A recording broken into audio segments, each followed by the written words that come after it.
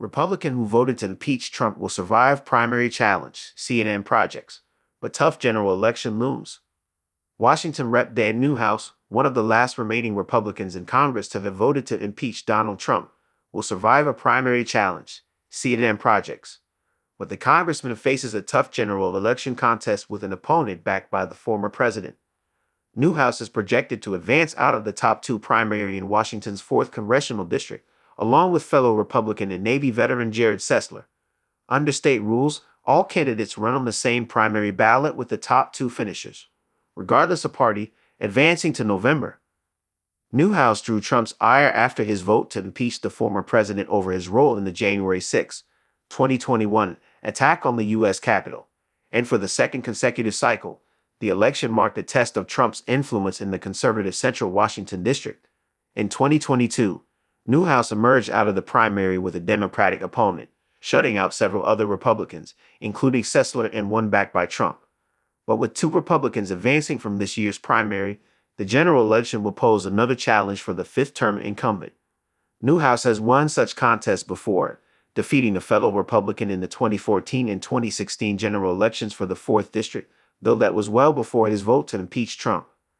Of the 10 House Republicans who voted to impeach Trump in 2021, Newhouse and California Rep. David Valadao are the only two still in Congress.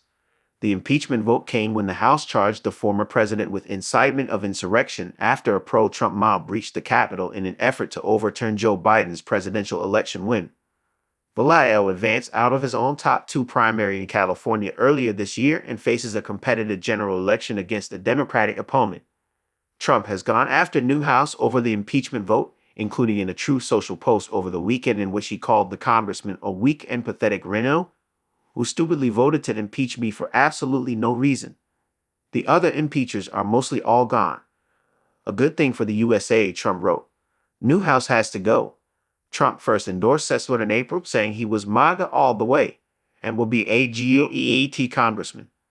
Sessler, who is also a former NASCAR driver, ran in the 2022 primary against Newhouse, but finished in 4th place.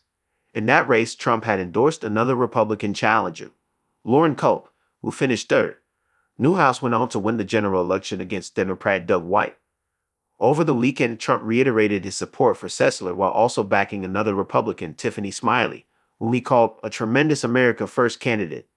Smiley, who has emphasized her background as a nurse and veterans advocate, unsuccessfully ran for U.S. Senate in 2022 against Democratic incumbent Patty Murray.